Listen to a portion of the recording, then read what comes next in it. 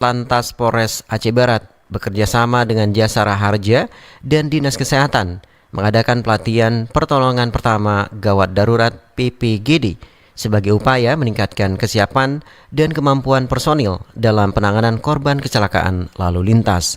Berikut laporan selengkapnya.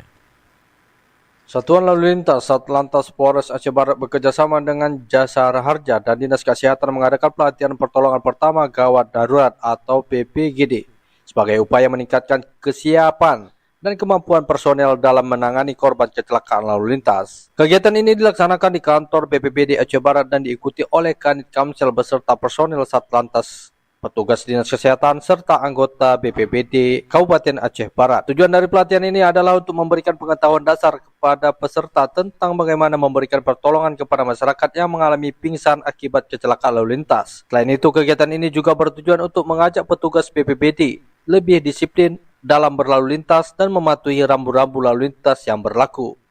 Kapolres Aceh Barat AKBP Yogi Hadi Setiawan SIKMI melalui Kasat Lantas Polres Aceh Barat Ibtu Yusrijal SE menyampaikan bahwa pertolongan pertama kepada korban kecelakaan sangat penting untuk diketahui oleh semua petugas di lapangan.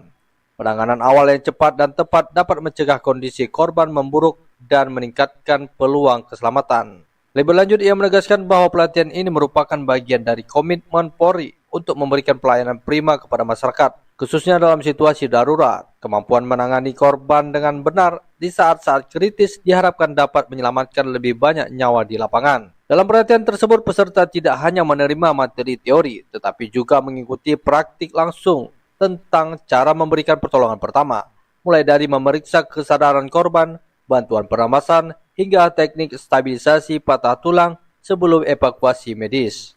Kegiatan ini juga mendapatkan pendampingan penuh dari tim medis Dinas Kesehatan Aceh Barat yang memberikan materi teknis secara langsung kepada para peserta. Kolaborasi ini semakin memperkuat kapasitas BPBD dalam menjadi garda terdepan saat terjadi kecelakaan di wilayah Aceh Barat. Reporter RRI Mlabo Irham Syah melaporkan.